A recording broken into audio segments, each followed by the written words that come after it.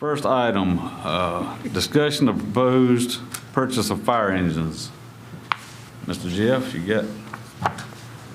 Yes, sir. I'm sure you have something on that. Yes, sir.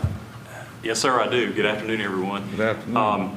I just mainly, with this item, wanted to give y'all an update. You know, we had had a public safety committee meeting last week about a truck that's available, a fire engine, and this truck actually is within budget, and a presentation was made to the Public Safety Committee about the purchase. So, you know, council specifically or explicitly budgeted the truck as part of the FY24-25 budget.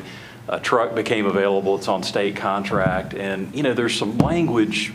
I think one of the things, and Crystal Waldrop is actually looking at this now. One of the things we probably ought to look at doing is just revisiting our purchasing ordinance. You know, it was put in place over 20 years ago, and I don't care what it is. I mean, if it's 20 years old, usually it's worth taking a look at it and kind of kicking the tires and all that, and identifying what maybe adjustments can be made to it. There's some language related to state contract purchasing that's probably not ideal, but at least my interpretation on it is that it gives the authority of staff when council has explicitly budgeted something, regardless of what the cost of that item is, to buy it. But I also recognize that, you know, that fire truck purchase, you know, we're talking about $850,000. It's the largest single expenditure in this budget that council's approved. And the ideal thing would be to run that expenditure by council. One of the challenges we had with the truck is that it's one of the trucks that had been, it's a custom built truck, it's a Pierce. It was, what often will happen between orders is that a company like Pierce will manufacture trucks when there's basically available space on the line. And those trucks will become demos if they're not sold before they have an opportunity to come off the line and be a demo. And so this truck was available. We have a critical need. I mean, that's why y'all budgeted the money. And so what we ended up doing is the Public Safety Committee approved the purchase of the truck, and then, you know, we were able to get y'all information in advance of the meeting related to the truck. And of course, I had conversations with y'all because I wanted to make sure you were aware of it. The main purpose of having this item for discussion on tonight's agenda was just because we weren't able to talk about it as a group. But it, you know, under the purchasing ordinance, I think procedurally everything was followed, you know, pursuant to the code. And then of course the Public Safety Committee had an opportunity to review it and, you know, recommended the purchase of the item. I just wanted to let y'all know also as part of this, give you an update that a purchase order was issued. So we were able to reserve the truck. And that purchase order is for $849,999. It's, you know, just $1 short of what was budgeted. That includes the truck, and there's loose equipment. And one of the advantages of purchasing, basically equipping the truck as part of the purchase, is that the cap that is applicable to the South Carolina state sales tax is reached and applies to all those items. So we avoid paying sales tax on the loose equipment. So we were able to hold that at $500. There was a lot of equipment that came with it then. It is. It's about 60 grand worth of equipment. I mean, you have a number of items. And so it, you know, in terms of the budget, it looks good. In terms of, you know, getting y'all's feedback and following our procedures, it was good. I just wanted to, you know, if there was any discussion, further discussion y'all wanted to have on the truck, I wanted to have it on the agenda for that purpose. Anytime we spend over $800,000, it doesn't look good, but it is necessary. And I don't think one is enough, to be honest. But I certainly agree that we needed to move forward quickly and reserve this one because we are down many. So that's my 2 cents. And if I may, I would agree. I think you at least talked with some people to get an idea of council's feeling on this. But as far as the procedures, clarification of a procedure, anytime we spend, I don't care if it's budgeted, anytime we spend $800,000, council needs to weigh in on that expenditure. There are things such as, you know, did it go through the proper bidding process? Were there other extenuating items in the contract? You know, I'm not saying, you know, I'm not questioning anything, but it's kind of interesting that it came in $1 under our budget. Now, I'm just, coincidence may be that it was $1. It could have been 50 cents. It could have been that tight.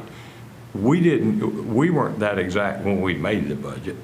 So anytime we spend this much money, it needs to come to council, even if it's been budgeted, so the council has an opportunity, if we've got questions or comments or concerns, that we air those out and then approve or not approve the purchase. And this time due to the time constraints and reservation of the vehicle and our immediate needs, I think this was rather extenuating circumstances. In the future, we don't need to deviate from coming to council for these kind of purchases, my opinion. And I believe that if I'm not mistaken, we gave a purchase order, but we could get back out of it if we had to.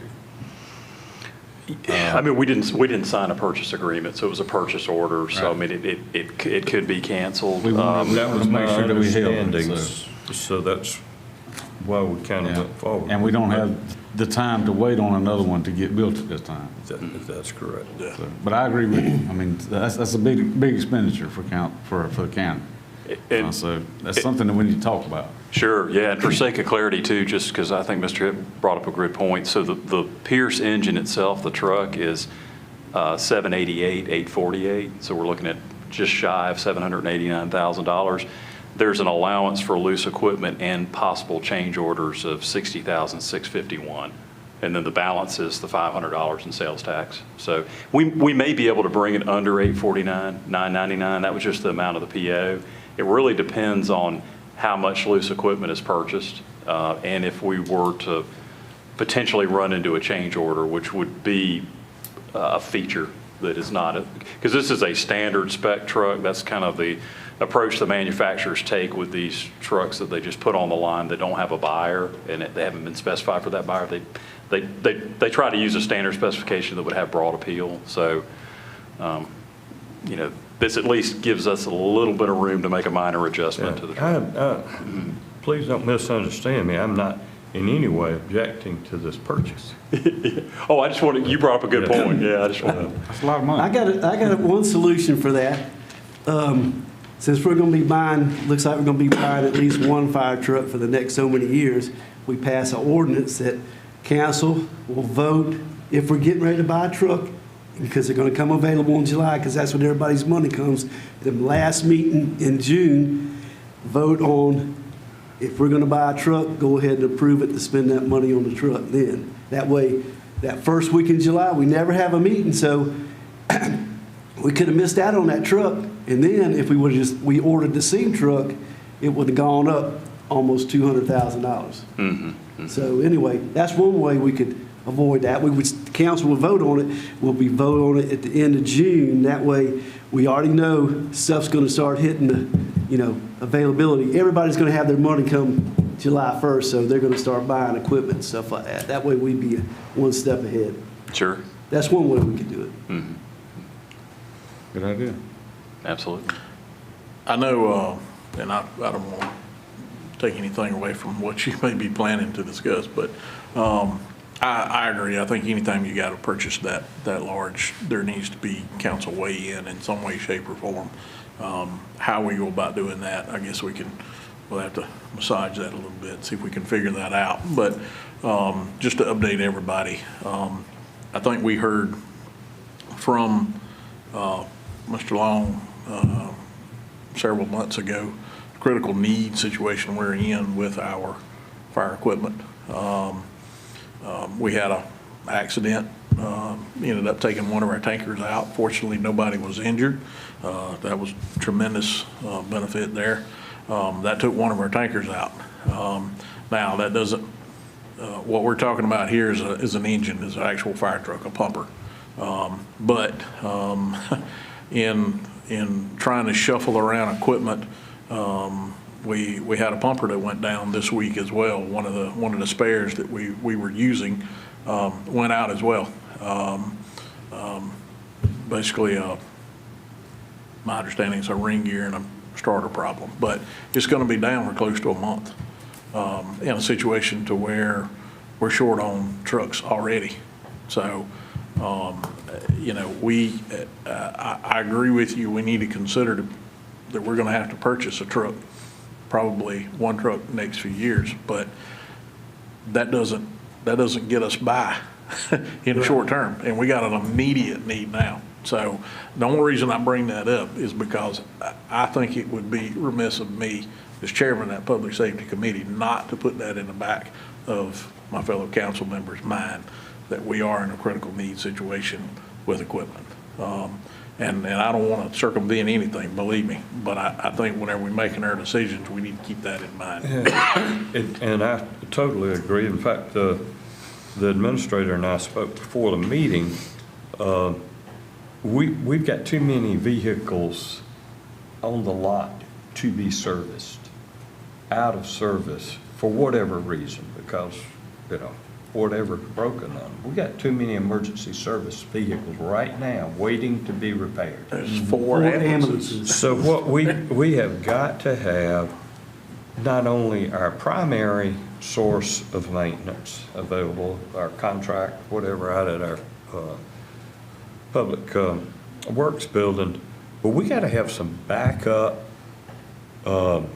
maintenance facilities that we have contracts with, that when we've got overload, we can take them in. We already got a contract with them. We can have our hourly rates established, whatever, so that we don't have a backlog of public service emergency vehicles waiting on one lot for just those people to get that work done. We need to be able to take them to somewhere else when our normal work cannot handle a backup.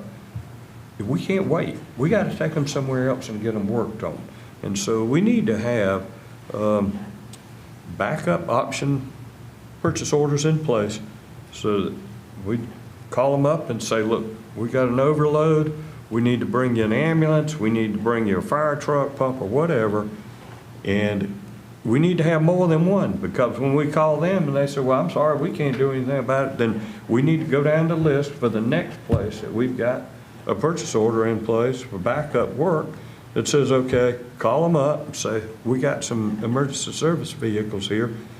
We need to get work done priority. Right. And if that means that part of that contract is that we pay them time and a half, you know, whatever it takes to get the work, to get an emergency vehicle back on the road. We can't take a 911 call and put somebody on hold and say, we'll be back with you in a couple of days whenever our ambulance gets fixed. Right. You know, that is unacceptable. We can't, and we're in a critical situation with emergency equipment right now. And we have to do something now to make that happen. And we may have to get creative with some things in this year's budget to try to help ourselves out. As bad as some may not want, I mean, a lot of things we want are nice, but if they burn down, there's no good to us. It's not good when you have the city of Newberry backing up our county departments. We're in a critical need area, and we are definitely looking into it, going to look into it. But you're 100% right. We need 1, 2, 3, or 4 different places we can take emergency vehicles, and they drop what they're doing and start working on that right now. Absolutely. Tommy and I actually, we had that conversation, and that's something he's working on. We're working on that. Yeah, so that we have those options. Any other discussion on this matter? How many vehicles do we have that's over 20 years old? Any or a lot? All of them? Most of them? Which ones are younger than 20? Wow. It's mainly on the fire side. Oh, okay. Wow. Well, we are going forward on purchasing that one vehicle. And put in line that we can have them worked on as they need it, or have them repaired as they need it, or we can order them as we need them. I don't think a fire department should be on a waiting list. If you need it, get it. We can't ask our volunteers to go put out fires with fire extinguishers and not have trouble.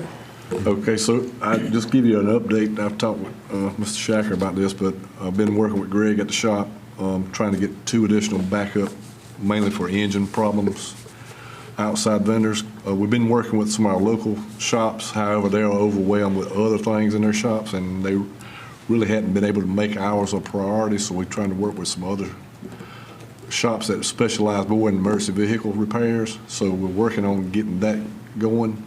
But we've got currently 6 trucks down on the fire side, and I went to the shop last night to take another truck out there, and I found out that we had 4 EMS trucks out of service, which are actually, they are primary trucks, but we have enough backups to keep them up and running. But we can't afford for another 1 or 2 of those to go down, because then we will be in trouble for sure. But we are working on some solutions to hopefully get some things fixed quicker. This is probably the worst I've been since I've been doing this job for 16 years. I've seen the worst shape we've been in getting things going out at one time like this. So we hadn't run into that problem before, having that many out at one time. So we're going to work on trying to get a backup plan where we can call these vendors to come into our county and fix. They got techs that come on site and fix stuff for us. So we're working on that. So hopefully we can get these trucks back up quicker. Have we been doing preventative maintenance on these They have. vehicles? It's just all of a sudden. It's just, some things have happened to the trucks that wasn't foreseen coming, like replacing the valve head covers on, the head gaskets on one truck. That's not a quick fix. Flywheel. And let's see, the other ones, we got 2 down ECM problems. They're sister trucks, and one of those 2 has also got pump issues. So it's probably another month on that one getting it repaired, because we're still waiting on the ECM to come in for that one. But it's like everything hit at one time for some reason. But of course, most of these trucks we're having issues with are 20+ years old. So that's another problem, trying to get some updated trucks in our fleet so we can get some of these older trucks out of the system. And there's one other major purchase too that Tommy's working on now, and that's the ambulance that council. Yeah, the ambulance. He's We putting that actually, together. Yeah. the same company builds ambulances that we buying the fire truck through, and they're on state contract, so we met with them the other day trying to get the specs finalized for it. But we're also working on doing a specific spec for fire engines, so when we get ready to buy it or order the next one, we'll have a spec ready and say, this is what we're going to go with from here forward. So we're working on with the vendor on that as well. So this will be very similar to the truck we are getting that y'all just approved. The specs will be close to that truck. So we're trying to get them to spec the same so we can keep parts on the shelf down the road. So we will have 3 or 4 or 5 Or you can different brands of trucks. standardize. Each station should have the same equipment. Right. That makes it simpler. That way everybody can be familiar with the trucks because they're basically the same. And they But can't say it'll take you us a got a better while. one than me. It'll just take a while to get there. Just some trucks need a top mount discharge and some need a side mount discharge. The ones that work the interstate need a top And mount. we're gonna do a spec, basically, you have the option of a top mount or a side mount. And I think it's what, how much did you say, Brandon? How much? About 9,000. It's about $9,000 difference. The side mount's down about $9,000 cheaper than the top mount, which is not a huge amount when you're talking about $800-something. Now your top mount's a lot safer when it comes to. Especially for the interstate. The stations that run the interstate definitely need a top mount, so they can see what's going on coming at them, so they can jump out the way if they have to. So absolutely. Absolutely. So, any other questions y'all got about that? We know we're behind, but we're gonna work on trying to get the problem fixed. That's Don't know right. how to fix it yet. We're gonna work on trying a solution. We're gonna try to come up with a solution. Any more discussion on that one? All right. All right, thank you. Thank you, Tommy. Brandon, Jeff, thank you. Thank you. Next on it is discussion of Safe Streets for All, which is the SS4A grant program, and possible submission of a funding request. Well, thank you. And I know this is kind of a new item. So I just wanted to give you all a little background on this, and I want to make sure that, certainly before we did anything in terms of applying for a grant, that this is something that council would want us to do. But on the screen, you'll see just a simple PowerPoint that talks, that presents the Safe Streets and Roads for All program. It's of course, everything in government has an acronym, so it's the SS4A funding program. And when COVID hit, we had three stimulus pieces of legislation designed to stimulate the economy and address critical needs began. And the first was CARES Act. That was followed by ARPA. And then the third action was the passage of the bipartisan infrastructure bill. And it's called the bill by a lot of folks because of with the acronym. There are many activities and areas that are funded by the bipartisan bill. I mean, for example, we get annual funding for the airport from bipartisan. Well, one of the programs that it funded is the Safe Streets for All program. And so there, let's see if okay. This is a federal program that provides $1 billion in annual funding. There's really two types of grants you can get through it. One is a planning grant that is pretty big on engagement. I mean, not only is it crunching statistics in terms of road fatalities, and it's also multimodal. So when we talk about fatalities, transportation-related fatalities, it's not necessarily drivers. It could be cyclists. It could be pedestrians. But it is a pot of money that can be used to develop a community-wide, in our case, a county-wide plan for addressing safety concerns with our roads. Those roads could be county roads. They could be state roads. We could partner with the municipalities in the county to also look at roads within their boundaries. And it's really a stepping stone to be able to then seek funding for implementation.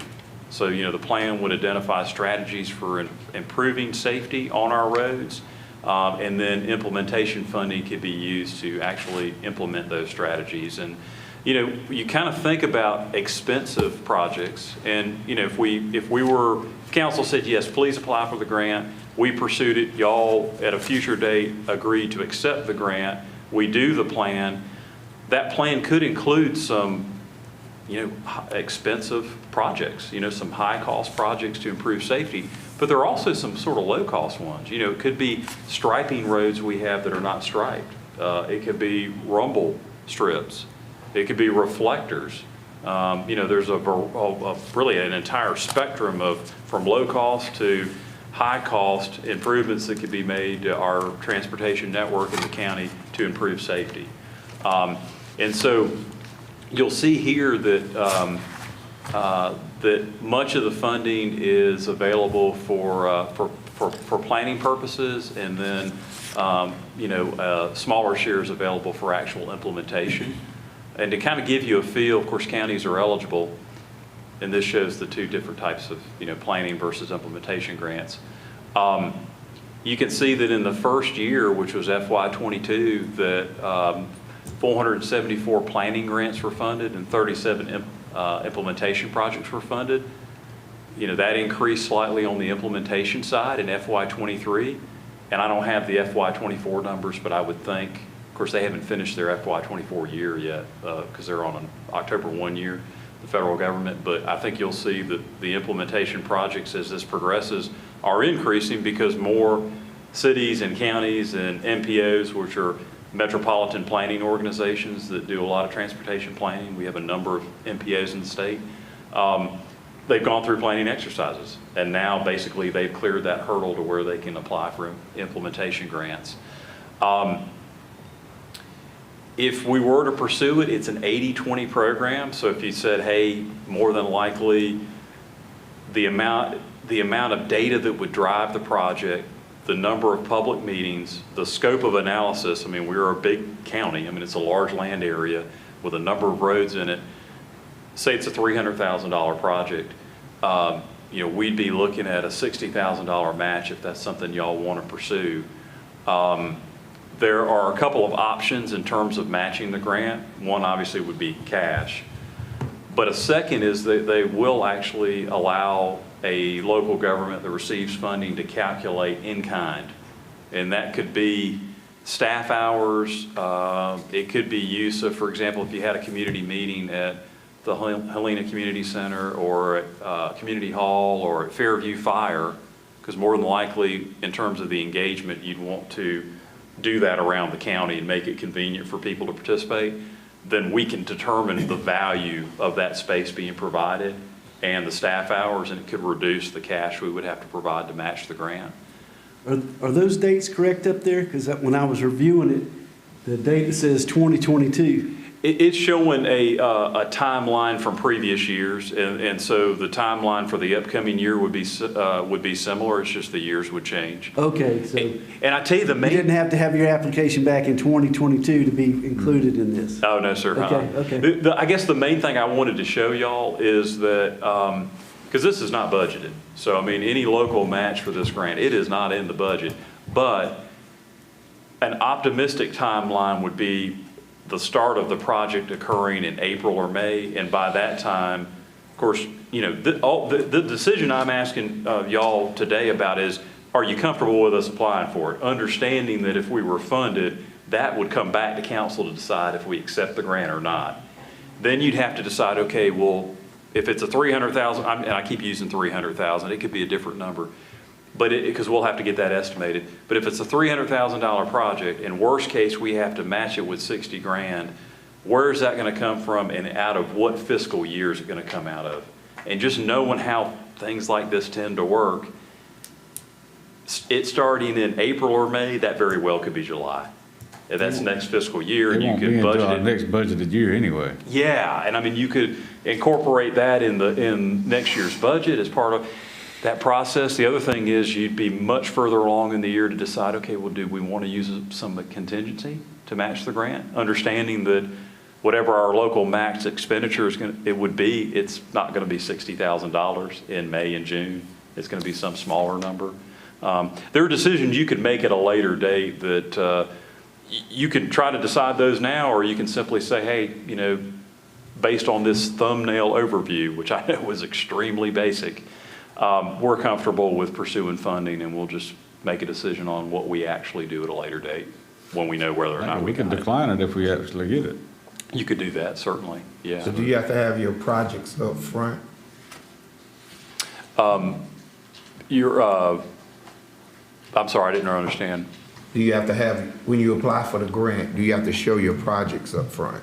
Oh, no, sir. What we would do there is we would try to determine the process that would be followed.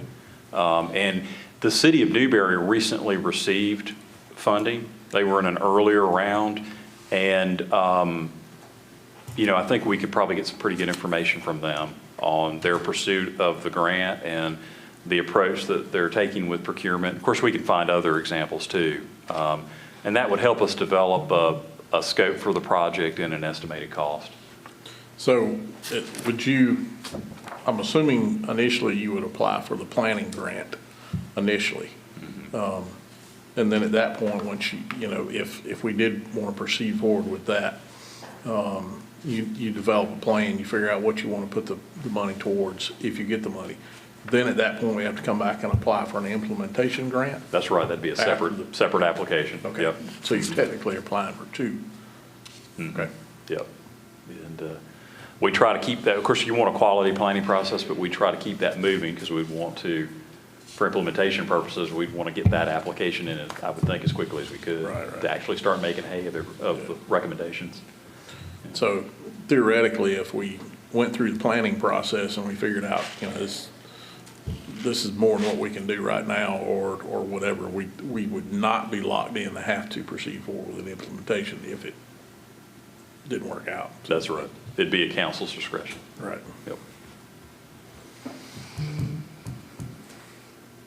And again, the main focus would be safety, and you'd be looking at number of fatalities, the fatality rate. There is emphasis placed on underprivileged communities. So we'd want to make sure that we're addressing areas where we can make improvements in our communities.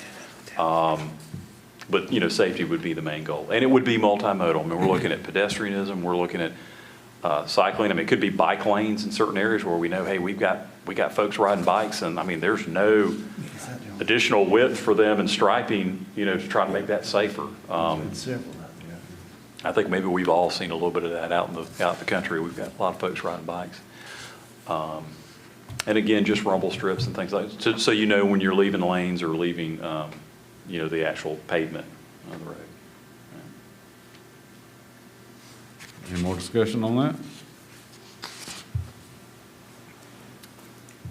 Okay. I think that would be something that It's no harm in pursuing a grant, I don't think. I don't think, yeah. We just wanted y'all to know what When you get some that we were free recommending. money to help improve your roads and traffic areas, I think we should You take. can get an 80-20 split on anything, you pretty much need to take it. Yeah. Right.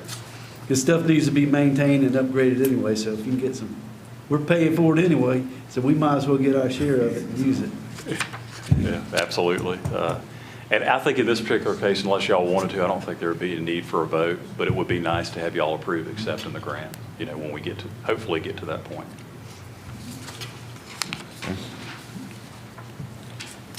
All right, number 3 on our agenda is an executive session. Do I have a motion? Make a motion, we move into Have a motion? executive session. Have a second? I'll second. Second by Mr. Fulmer. All in favor? That is unanimous. We will now go into executive session. And this would be for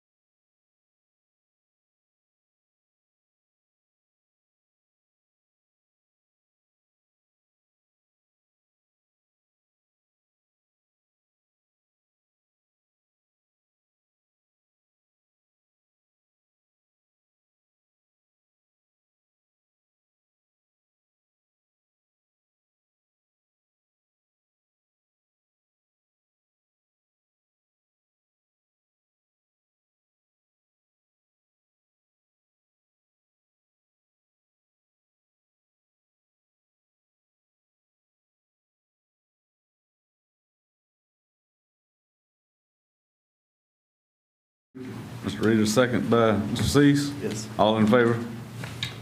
Unanimous. We are now out of executive session.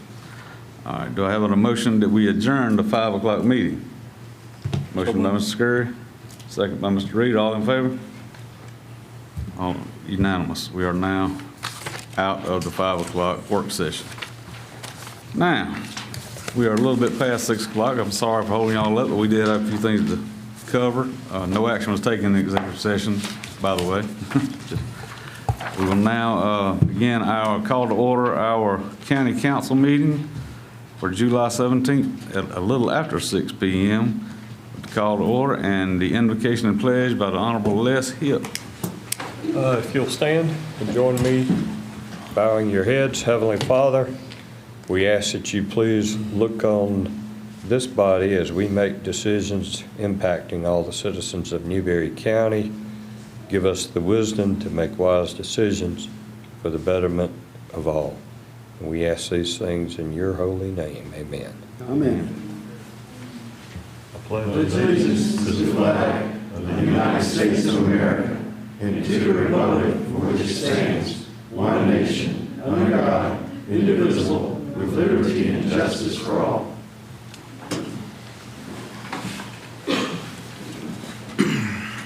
Certainly glad to have everyone here in attendance. Nice crowd. It's great to see people interested in county business, as always. First item on the agenda is the adoption of the consent agenda, which is, we'll take all three as one: the Newberry County Council work session on June 19th, Newberry County Council meeting June 19th, Newberry County Public Safety and Courts Committee on July 8th. Do I have a motion to accept the consent agenda as read? Motion by Mr. Fulmer, second by Mr. Cease. Any discussion? All in favor?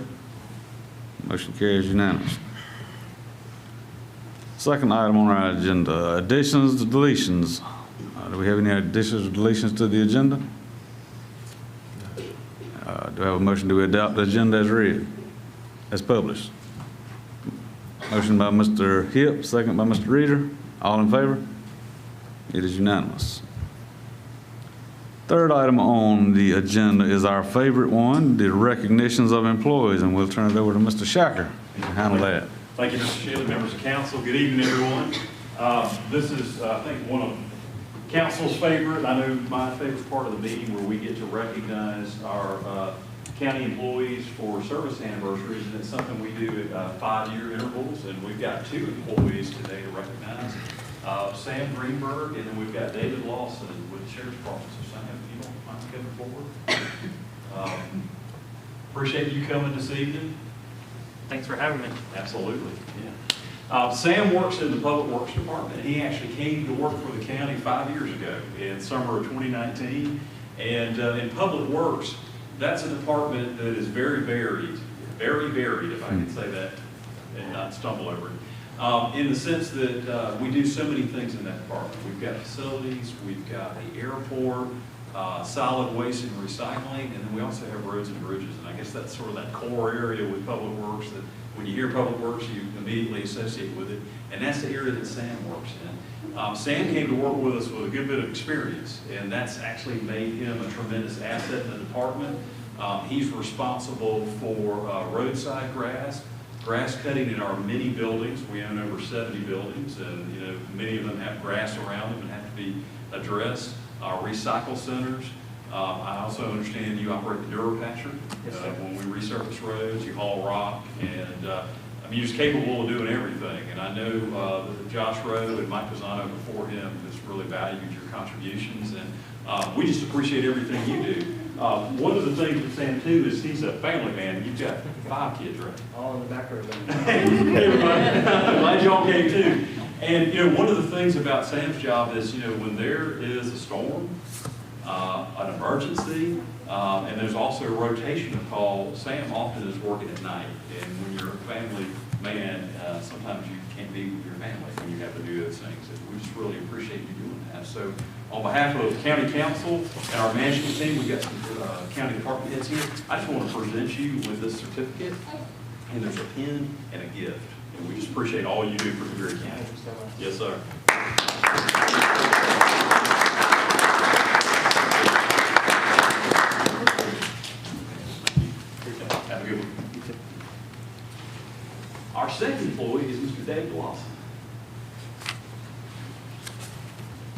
Go ahead. Good to see you. Yeah. David came to work for us also, I believe, in July of 2019, and had experience in law enforcement. He actually came from the town of Whitmire, the police department, and he had a rapid ascent to his current position. So in 5 short years, he came on as a patrol deputy in the sheriff's department. I believe a year later, you were promoted to sergeant, and then to your current position a year ago to patrol lieutenant. And David is over one of our night shifts. So he works at night too, which can kind of interrupt your personal life. So yeah, we just appreciate all you do to keep our county safe and the entire department, of course. And that's why it's a pleasure to recognize you for your 5 years of service. And thank you for everything. Yes, sir.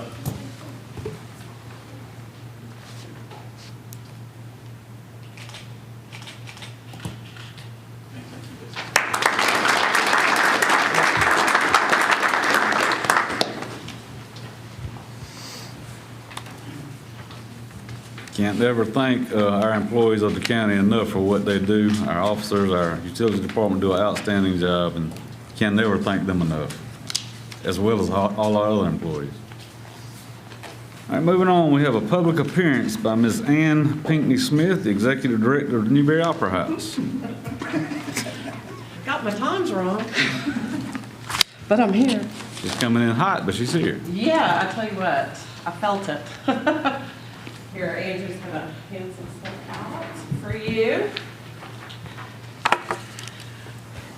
First off, I would just like to thank y'all so much for your support continually this past year. I don't know if y'all have heard, but there are a lot of big things happening at Newberry Opera House, and I'm super thrilled that we're making some enhancements and we're going in the right direction.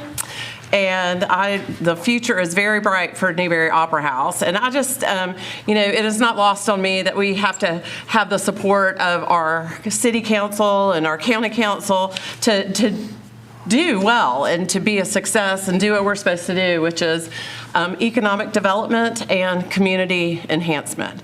So I just wanted to stop by and bring you, we're kind of changing things up a little bit this year. So you'll see a lot more of these. These are rack cards, and these are a lot less expensive than brochures. And what we're finding is the young people don't look at brochures. And when I say young, we're talking like 35-year-olds. My kids don't even know what a brochure is. But so what we're doing now is we have a QR code on the back. So we're telling everyone, anytime you want to know what's going on with the Newberry Opera House, you can use the same QR code for the whole year, and it will update. So it doesn't ever break. And then, so we'll be updating these cards to put out in all around the county, probably 3 times a year, and it's 1/4 of the cost. And we're just finding this is way more effective for print pieces than anything else. We still are doing a traditional brochure, just a lot less of them. They're going to our tried and true brochure people, and probably mostly Newberry County. So, but we're testing it out. We're testing out new stuff and going forward. Us old folks still like the brochures. Yeah. Oh yeah. No, we're printing 20,000 of them. So one thing we've stopped doing, and which I found, I was like, this is, thank goodness, you have time to think about stuff. But we would send the brochures at a huge expense to the visitor centers all around the state. And then I was thinking, you know what people do? They look at it and they're like, oh, they're not enjoying it and looking. I mean, they could, who knows? But we're doing these, and then we'll capture their information every time they hit the QR code so that we get their information, and then we'll text them and be like, hey, y'all back in the area? Y'all might want to come to Newberry County. So that's our first little thing that I wanted to roll out for season 26. But as I mentioned, today was one of those days, and I know everybody here has done renovations to their home at one point or another, and today is the day that nothing at Newberry Opera House is right. We have no toilets, no nothing. And I looked at our general contractor and I said, tomorrow, let's start putting this all back together. So we've taken everything apart and now we need to start putting it back together because we have 8 weeks to do it. Because many people are interested in what we're doing and I want to be super transparent, this is a refresh. Newberry Opera House has been in operations for 25 consecutive seasons. So that's about 25,000 people sitting in those seats up and down a year. So it was time, as I say, she just needed a new dress and a fresh coat of paint and now she's ready to go.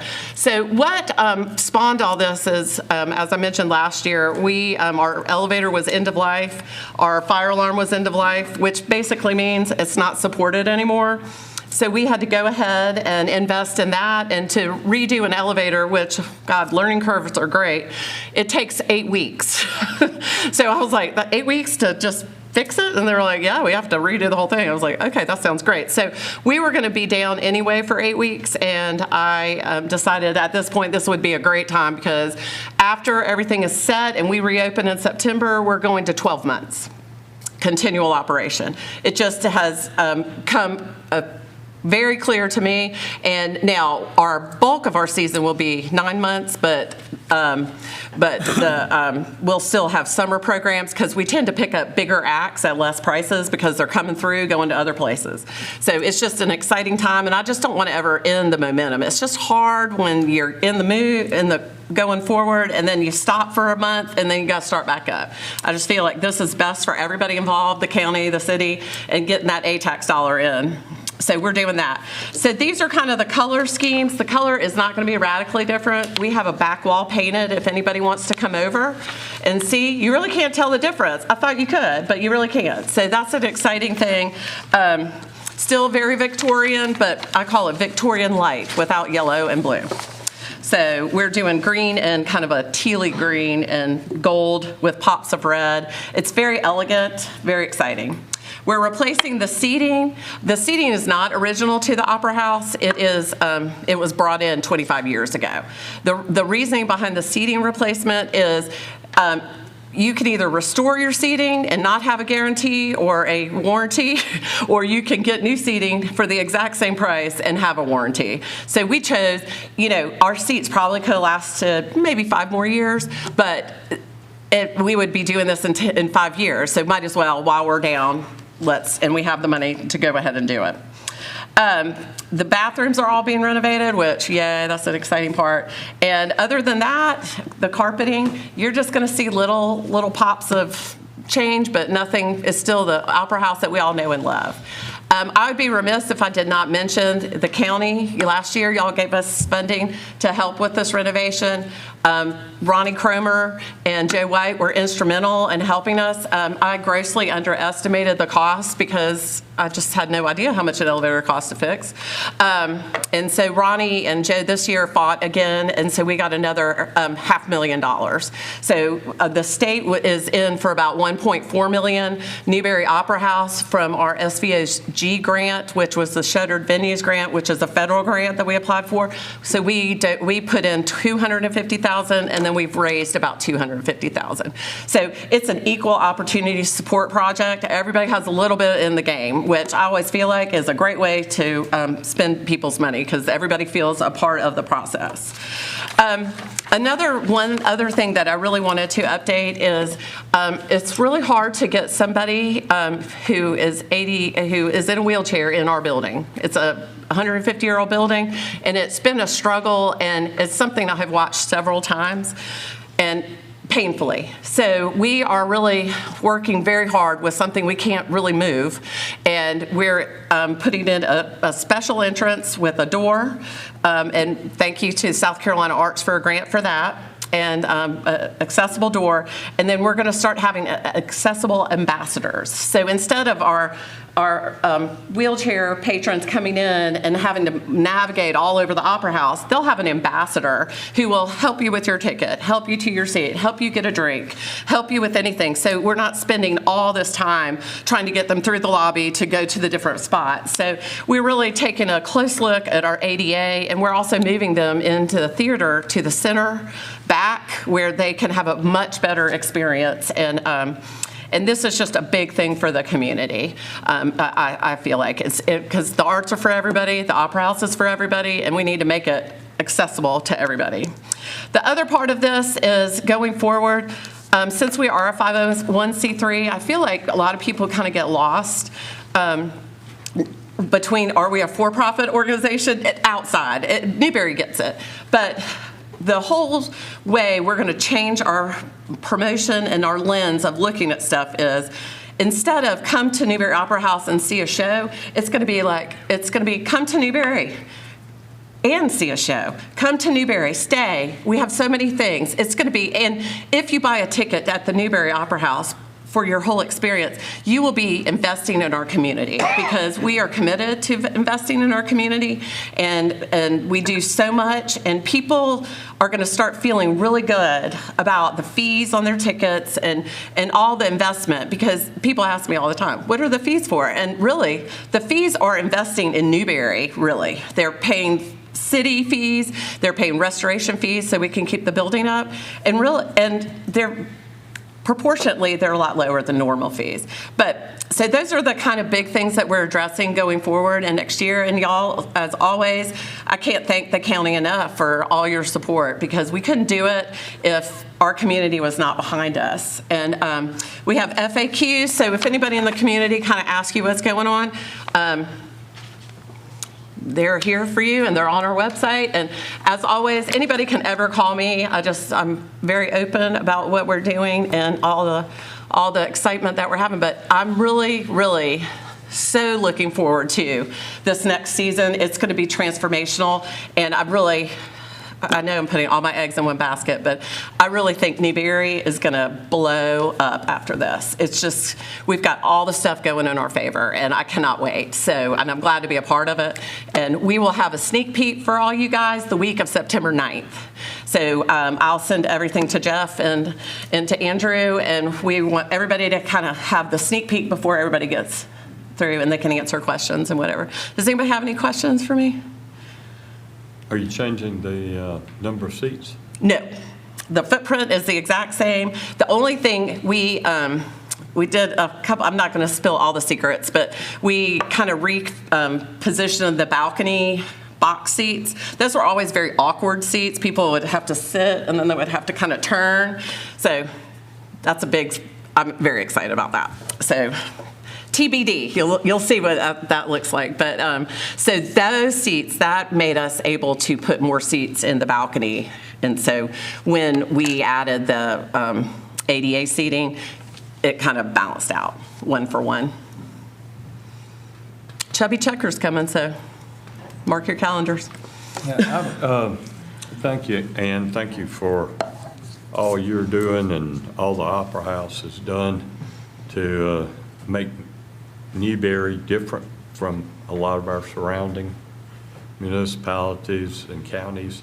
The one thing, just for clarification, the money that council allots to the Opera House does not come out of property tax. Those funds come out of the hospitality tax. Yes. So in actuality, what's funded from county council to the Opera House is much less than what the Opera House is actually putting in to the accommodations tax money. So it's very few places that you can get the return per dollar that the Opera House returns to us, to what we pay for them, and I appreciate that. Well, we appreciate you, and I've always said, if we're doing well, everybody's doing well, and that is my whole. I don't want to be doing well by myself, and speaking to that, Les, which is so interesting to me, I've been thinking for a long time. All this has been kind of on the docket and everything, just thinking about what I want to see in 5 years. And one thing that was kind of came clear to me 25 years ago when the Opera House was conceived and the whole thing was it was mind-blowing. People came from all over the country to see what we were doing, and they still do, because we are a cavalier kind of big personality organization because we do big things in a very small house. And when people hear of who comes to the Newberry Opera House in the theater world, they're like, God, that's crazy. But in the past 5-10 years, the field has gotten very full of competitors. I mean, Orange Peel in Asheville, Charleston Music Hall. All these people are nipping at our heels. And guess what? They're calling us. We're not calling them. We don't call anybody. And I just got a call from somebody from Newton, North Carolina. So come on down. I'll share whatever. But the thing that really made clear to me, and just being a Newberry County resident for 20 years, is Newberry does everything correctly the first time. That's why the Opera House is still here. It's still good shape. I mean, it's really, they built that thing solid as a rock, and they renovated it solid as a rock. So that's why it's only costing $1.7 million to refresh it. But the other thing about that is Newberry, just as a county, and being from Charleston and moving here, I just love how Newberry is a quiet, just gets the stuff done. And so I looked at this field of everybody wanting to be like us, and I said, you know what I'm going to do? I'm just going to get above them again, and then they're going to follow behind me and try to figure out what we're doing. So that's my kind of management style, is nothing crazy different, but just doing it better than everybody, because that's what Newberry as a county does, and that's why I've fallen in love with living in here, is because, you know, Newberry doesn't do anything halfway. We are very, very, very focused on doing things the correct way. And you can just tell by the commitment from, you know, all involved, all the stakeholders. So I thank y'all so much for your time. And I will make one more comment too before we quit, is that Ann, the staff at the Opera House, deserve so much credit making it through COVID, when many, many historical theaters throughout America closed their doors in COVID and never opened them again. Yeah, 18 months. That was the average. And we were the first or second theater. I cannot figure out if we were the first or second theater in the United States to open. And because of that, we are where we are today. If we had been scared of what was going on, because, you know, if you think about it, COVID and people singing, that was like the worst thing, and people sitting close to each other. I was like, my business will never come back up. You know, we're gonna be sitting outside and opening the windows. But if you think about it, that's the thing. We said we are not going to fail. We're going to open the minute the governor said we can, and we did. And people called us when they were opening, and it was June of 21, and they were like, what did y'all do? And I'm like, you know, I was scared and worried about 9 months ago. I'm not today. I mean, there is nothing we cannot do is holding a show when the vaccination hadn't been out. I mean, there's really nothing I can honestly say scares me anymore than, because if we succeeded and did that without being one of those, I can't even remember what they were called, hot spots, and we did it, and, you know, we might have performed to 75 people, but it was 75 people who wanted to come, and the performer wanted to come, and we said, we'll be the spot. And Newberry, again, that's just kind of how we do things at Newberry Opera House. So thank you so much, everybody. I appreciate it. Thank you. All right, next on the agenda is an ordinance number 06022024, an ordinance establishing a building, fire, and nuisance code board of appeals for the Newberry County, for the County of Newberry, South Carolina. This is the public hearing. Do we have anybody that would like to speak on this matter? No one has signed up. I now declare the public hearing open. Excuse me.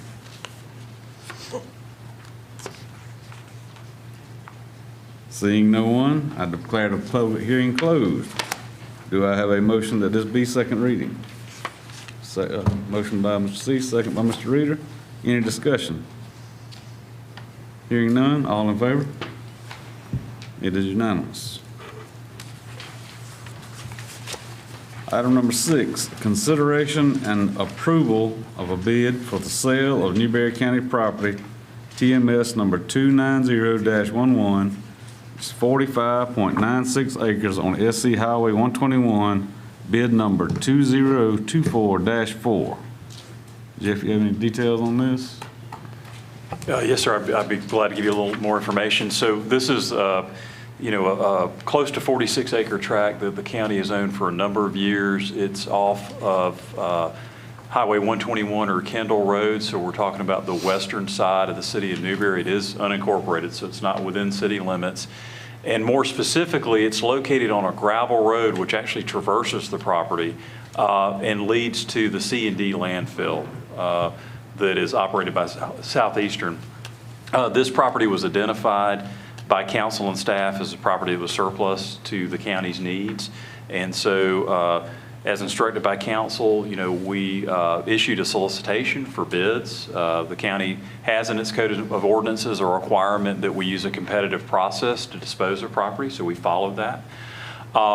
The solicitation was advertised locally, and it was also advertised on GovDeals. GovDeals is a service that we've used in a number of instances to have cast a little wider net when it comes to solicitations like this. And so we received 4 bids. There was a minimum bid that was established in the solicitation of $180,000. We did receive 2 $180,000 bids through that service.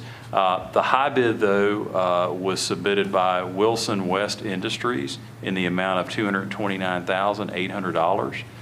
And their bid met all of the requirements in the solicitation. And we'd recommend award to Wilson West. Very good.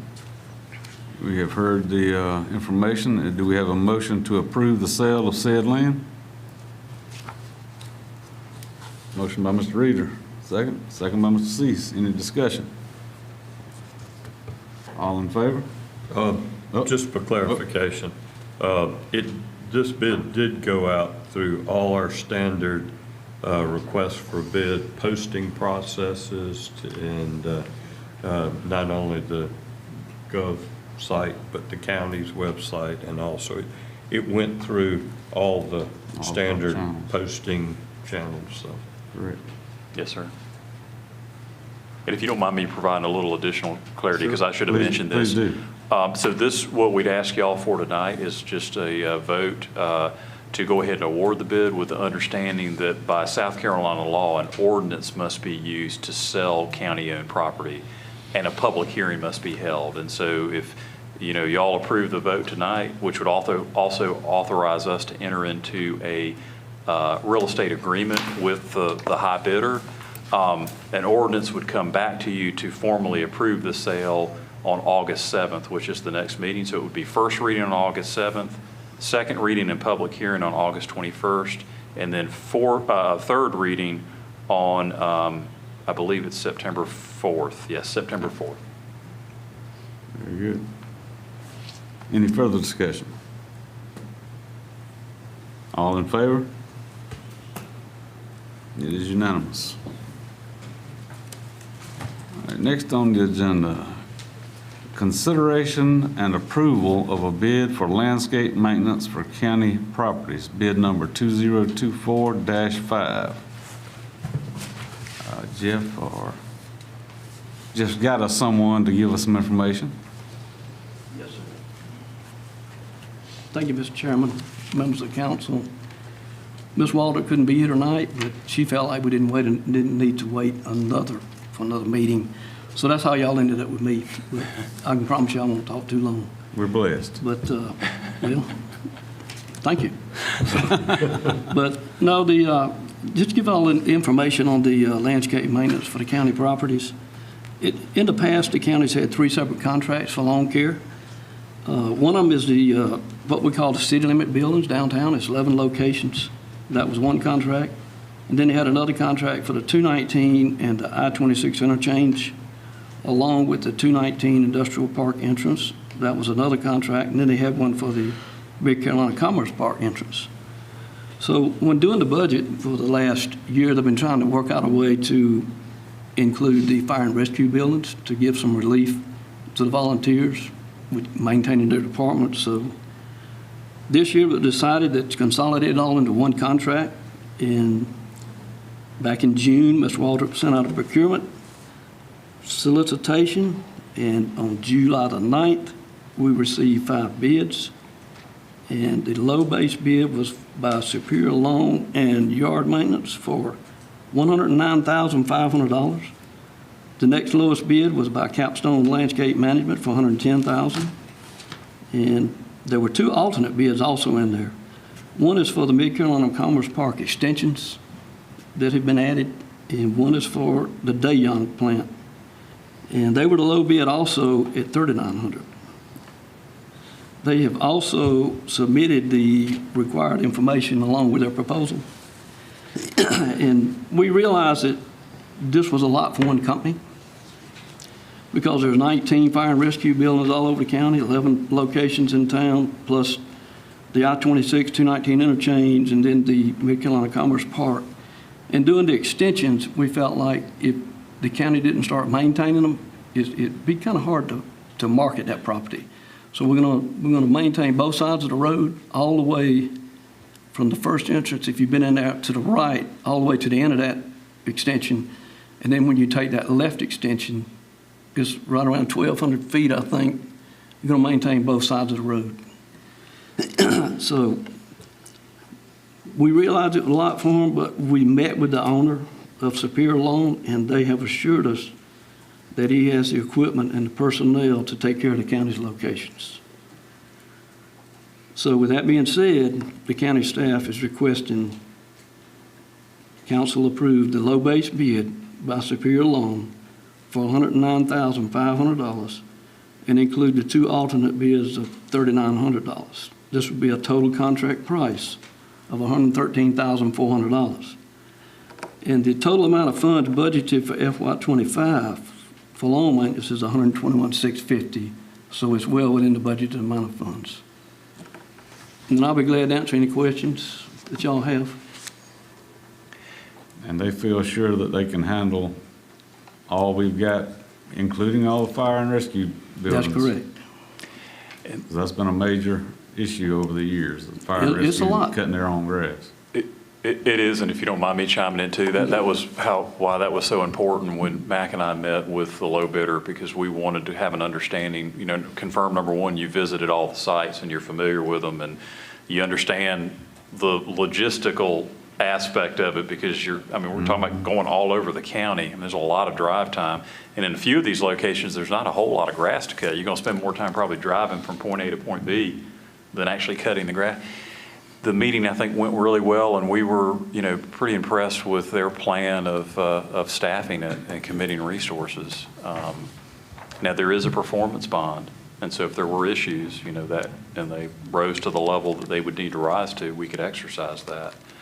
And I wanted to add one thing too, and I know this is going to sound like not entirely germane, but I know, we were anxious to really get moving, particularly on the fire stations, and just address that need to mow them. But one of the things we looked at was, could we possibly do this in-house? And so we looked at what would that cost? What would it potentially leverage in terms of productivity in the non-growing season, like, pressure washing, concrete surfaces and painting buildings. And it just, with these lower bids, the numbers didn't work. So just wanted y'all to know, because I've gotten a couple questions about, well, could we have done it in-house? There actually was a bit of a preference if the numbers would have supported it to doing that, but they just didn't. Mm-hmm. Yeah, I was questioned, had we looked at an in-house option as well, and I advised that we, more than likely we had looked at that option, and it just wasn't feasible. Yeah. With the contract that we have, or would have, we do have non-performance clauses that for termination for lack of performance, because I know we have had services in the past, especially at some of those interchanges you mentioned, 219 and 34-121, where it was not kept up, and so can you elaborate a little bit on? Yeah, they'll have to put up a payment and performance bond in the amount of their contract to ensure that the work gets done. And it's up to a certain amount of money. I don't know the amount of money that is required, but it is required in this one. Okay. And we looked at, we did look at every way we could do it in-house, and it would really been nice. We could have done a lot in the off-season, but it was, just financially, we couldn't, with the upfront capital, we couldn't make it work. With all these properties that you're talking about and the equipment we'd have to have and the mobility and then the downtime and what we would do with personnel, I think this clearly appears to be the most cost-effective. I just hope we get good service. Yeah. And that includes the training center, correct? The old fairground center? Yes, sir. That's included as well. And that is a tremendous amount of grass. Yes, a lot of grass. The interchange is deceptive too. When you get out there, you're like, wow, this is a lot More of than it grass. looks like, more than it looks like. Yeah. A lot of grass. Yeah. But this should help the rescue squads and fire Oh, yes, stations out a lot. absolutely. It'd take a lot off of them. Any other questions? Any more discussion? Hearing none, do we have a motion to accept the bid for landscaping maintenance? The low bid for landscaping maintenance? I have a motion by Mr. Hill, second by Mr. Fulmer. Any discussion?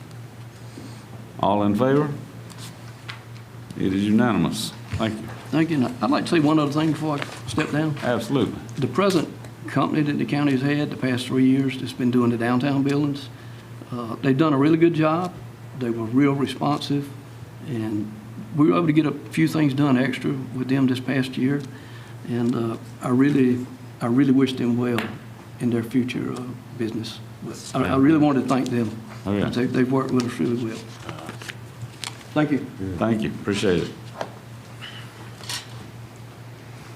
All right, eighth on the agenda is county council may take actions on matters discussed during the 5 p.m. meeting. No action was taken. So next we have appointments. Board of Appeals, District 6. Michelle Wilson. I have a, Zoning Board of Appeal. Cheryl Wilson. Yes. All right, Mr. Johnny Mack has presented Ms. Cheryl Wilson for Board of Appeals. We have a motion we accept. Oh, Motion by Mr. Hill. it should be on more than one board? I would think so. Is there a second board? She's on the library board. She on the library. I don't see where that would be a problem. Well. Library director saying yes. Oh, okay, He is on the library board. right. Is there a conflict? Yeah, we'll have to look at that. We need to table that one? Yeah. Yeah. Okay. All right, we're gonna have to table that one until we investigate whether or not she can be on 2 boards at once. Mr. Johnny Mack, if you could hold on to that one Thank you. till next meeting possibly. All right, the Joint Planning Commission, District 5. I'm going to hold off on that appointment. I've begun discussions with somebody, but they want a little bit more time to do some research and give that some more thought. So All right. I'll wait on that one. How about the Newberry County First Steps Board? Is she willing to take that position?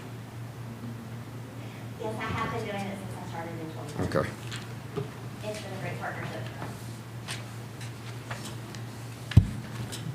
us. So I'll make a motion that we put Ms. Fuller on the First Steps Board. All right, we have a motion that we put Ms. Fuller on the First Steps Board. I'll second that. Got a second by Mr. Hill. Any discussion? All in favor? It is unanimous. All right, the Accommodations Tax Advisory Board.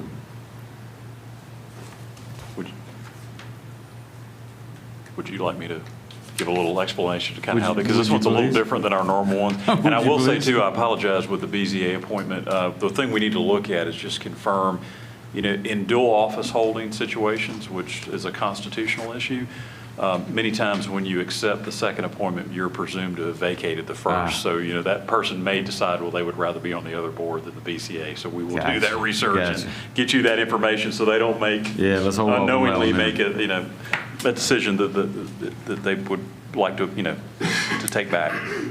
So the State Accommodations Tax Advisory Committee, this is a body that is required by the state of South Carolina that counties and cities put in place to make recommendations to the governing body, which in this case is County Council, on how we expend state accommodations tax revenue. The state accommodations tax is a 2% tax on, we always said hotel stays, but now with the sharing economy, in many cases it's short-term rentals like Airbnb and Vrbo and the like. That revenue comes to the state. It's then remitted to counties and cities and of origin, but then there's also like a Robin Hood provision where the rich give to the poor. So it's a little more complicated than that. So we get state aid tax revenue, and what this board does is, with the assistance of staff, it solicits funding applications because the state accommodations tax is a restricted source of money, like Mr. Hipp mentioned. The money that goes to the Opera House is tourism related, so it can't be used for just any purpose. And so they will solicit funding requests. Those funding requests will be presented to them by the applicants, and then they make a recommendation to council on the use of the money. In addition to the funding source being restricted and the committee being required, there are vocational requirements for the composition of the board. And so what we need are, unlike many of our boards where we have districts that are represented, in this case we have industries that need to be represented, and that's in the statute. And so we need one representative from a cultural organization. We need 2 from the hospitality industry. Very often it's somebody affiliated with a restaurant, either they own it or they work at it. And then 2 from the lodging industry. And then there's 2 at-large appointments. And so where we are right now is our chair, which actually the board elects a chair, but he's like the chair emeritus, is Ernie Shealy. He's been serving for many years, and we don't have a need as of yet for him to be reappointed, but the other 6 slots do need to be addressed.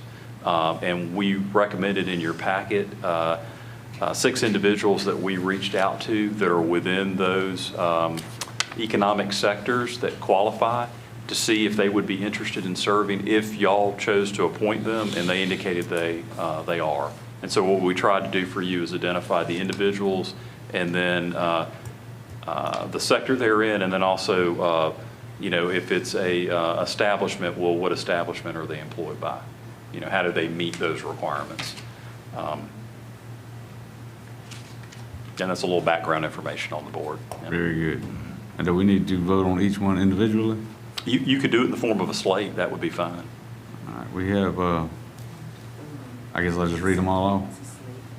We need to make a motion to accept the recommendations of staff they sent out to us and then vote on it. Yeah, do I have a motion that we accept the named individuals that were sent out before us? As a I'll slate. make that motion. As a slate? All right, have a motion that we accept the slate.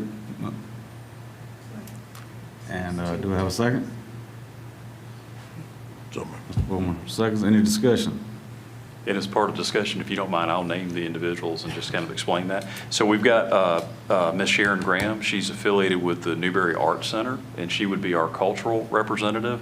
Ms. Cindy Long, she's co-owner of Genesis downtown, would be from the hospitality industry. Ms. Deborah Blizzard, formerly Deborah Kynard, she's been working in the hotel industry in Newberry for many, many years. She's with Home to Suites. That would be lodging. Mr. Joe McDonald, of course, owner of the Old Newberry Hotel, has agreed to serve. He would be lodging.